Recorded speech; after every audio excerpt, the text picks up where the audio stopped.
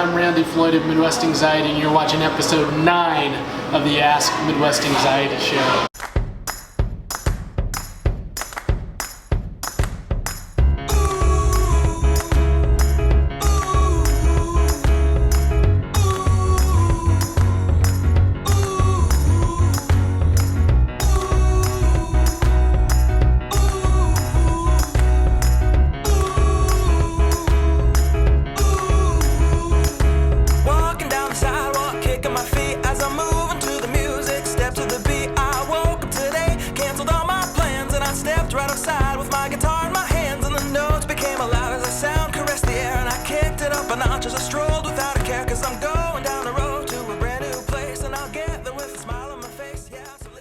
I'm here at Krispy Kreme today.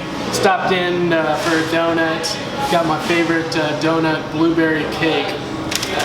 I think maybe episode 2 that I did, I was at Lamar's Donuts. So stopped in today, Krispy Kreme. Really, short story behind that is I grew up eating donuts and really kind of over time have taken my kids to various different donuts stores here in Kansas City, but then when we go somewhere, we try to find a donut store. So it's just, donuts have been in our family for a while. So Krispy Kreme, we're here today, and you see Ask Midwest Anxiety Show, no one's here. I'm by myself today, so I'm steering the ship. Everyone's out working and doing things in the community. So I wanted to just do a show today. We've got some great questions. I think before I go in to answer those questions, just kind of wanted to take a minute and talk about a couple things that we've looked at this summer and really kind of developed. So one thing that you'll see is we've really expanded our team. So you, in the last episode, episode 8, you met Jordan and Kelsey. So Jordan and Kelsey, also Joe and Michelle have also joined our team. So we're really looking forward to this fall as a team being able to do things in the community, a lot of different programs. But the one thing that I wanted to highlight is that what we're developing and really kind of what we're going to be pushing out into the community is an idea called mental health for everyone, everywhere. Mental health for everyone, everywhere.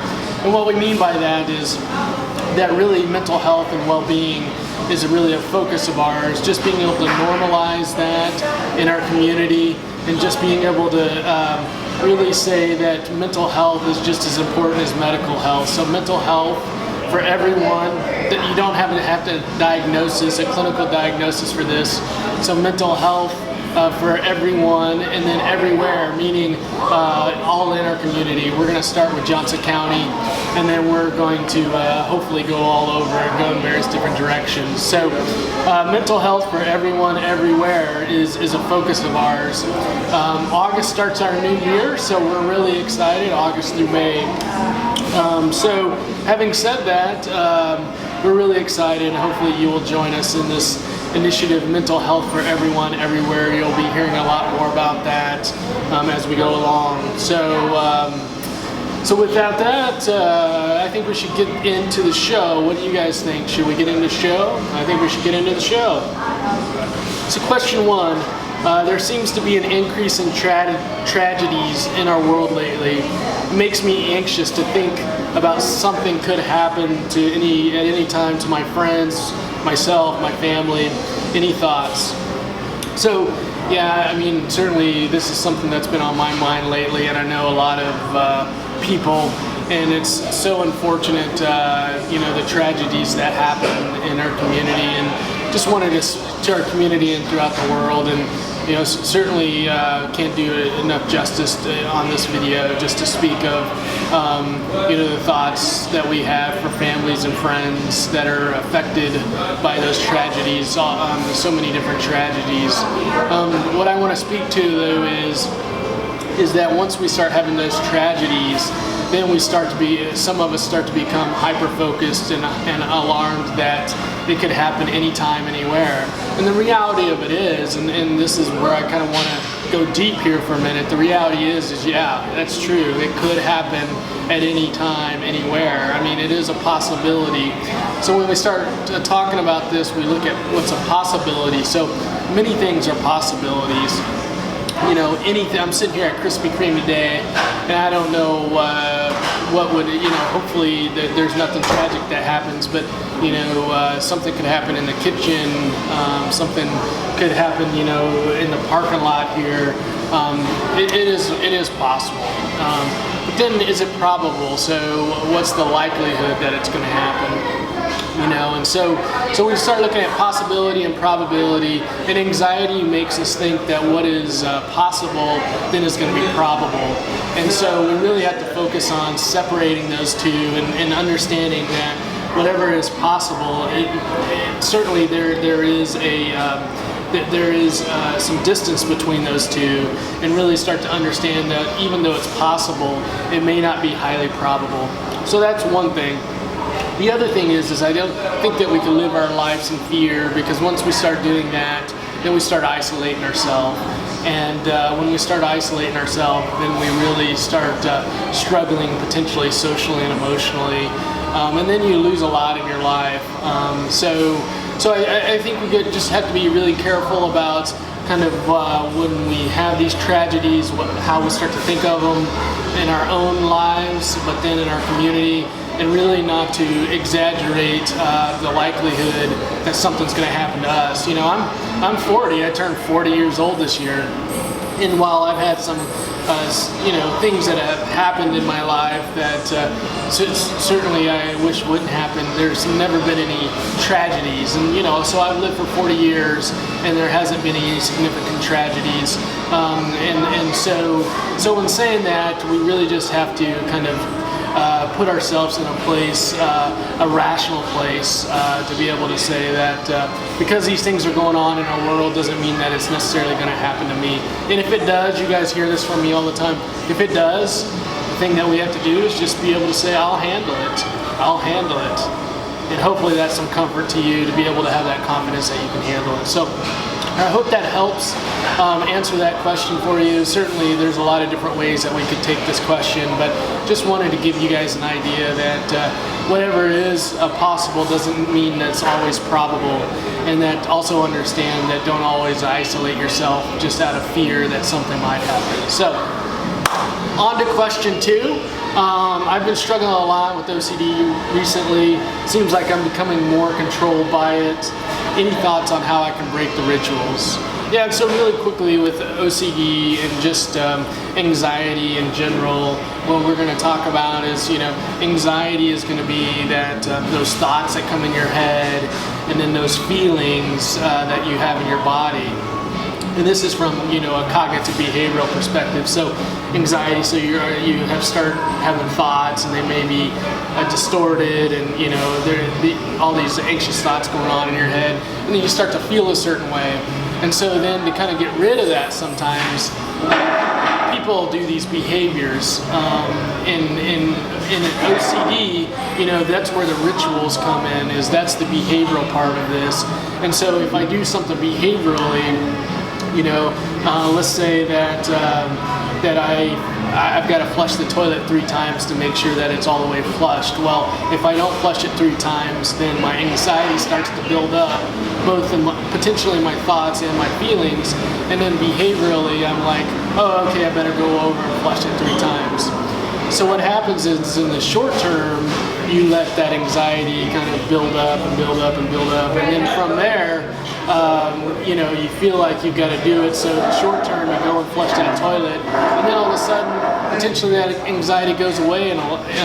But then in the long term, you have to do that over and over again to get rid of your anxiety. And so it becomes this process where these behaviors, you feel controlled by it, because while in the short term you want to decrease the anxiety, in the long term you just have to continue to do this to decrease your anxiety. So really what we want to do is we want to space out those rituals. So when I start feeling anxious, can I space it out where more time goes by before I then do that ritual, to a point where then I don't do that ritual, I'm feeling that anxiety, and the more that I feel it over time, the anxiety will go away, but we just have to allow enough time for it to go away.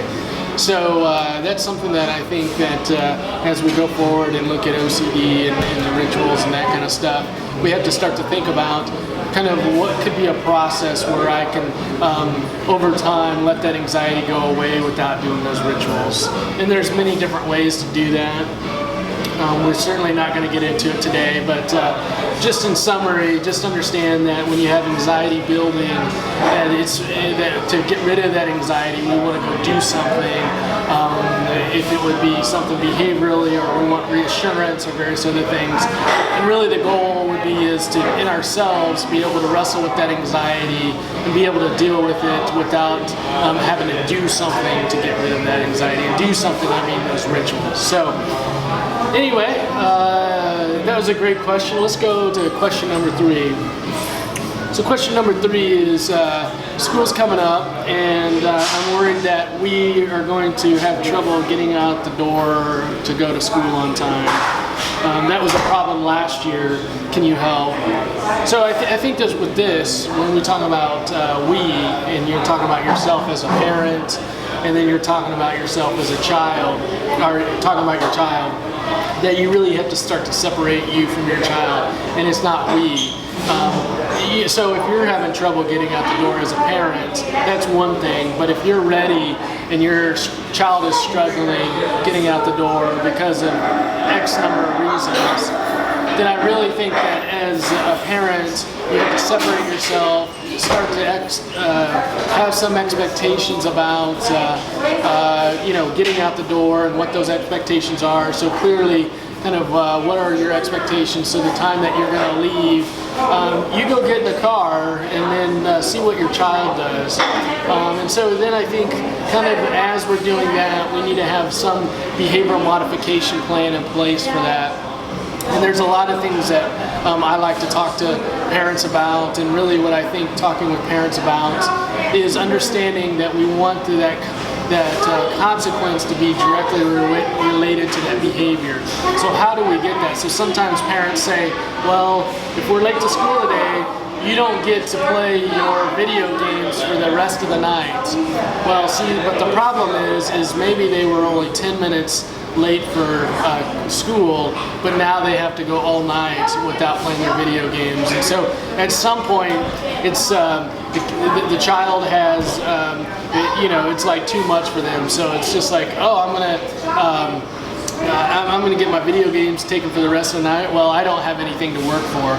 But if we find out, like, hey, for every second, every minute that you're late, then you have to pay this back in some way. And we're not going to go into this video about how to pay that back, but you have to pay that time back that you're late. And then after you pay that time back, then you'll get your video games back. And so you kind of see that that is now motivating the child, like, I don't want to get my video games taken away, so I'm going to go ahead and get in the car. Or maybe I am 1 or 2 minutes late, but rather than being like having my video games taken away for 30 minutes, maybe I'll go ahead and get in the car because I only want them taken away for 2 minutes. So it really puts the child really in control of themselves, and it really speaks to their choice. So as we go along, I'll talk about really trying to how to separate yourself emotionally and physically from your child, given those expectations and those responsibilities, and just letting it play out in the morning. So hopefully that's helpful. I know morning time's a big, it's a difficult time for families. At times it's difficult in my family also. There's so much that goes into the morning, especially if you have a child that didn't get enough sleep the night before, and you gotta get breakfast and all that stuff in. So hopefully these questions those answers were helpful to you. I really enjoy being here at Krispy Kreme. My favorite donut is the blueberry cake donut. So that's all for episode 9. I hope you've enjoyed it. Make sure that if you have a question for us, go to any of our social media, Facebook, Twitter, Instagram, at Midwest Anxiety. So any of our social media at Midwest Anxiety, and just ask your question and then hashtag Ask Midwest Anxiety. And we'll make sure to put your question in a future episode. So question of the day. Jordan's question last time, what was your favorite breakfast? I'm gonna, since I'm at Krispy Kreme, I mean, I think I gotta go with the donut question. So like, instead of what is your favorite donut, where is your favorite donut place? We've got Lamar's, we've got Krispy Kreme's, maybe it's not even here locally. I went to a donut store in Texas called Shipley Donuts. I don't know if anyone's ever heard of that. But what is your favorite donut place? Put that in the comments. We'd love to hear what your favorite donut place is. So until next time, guys, take good care.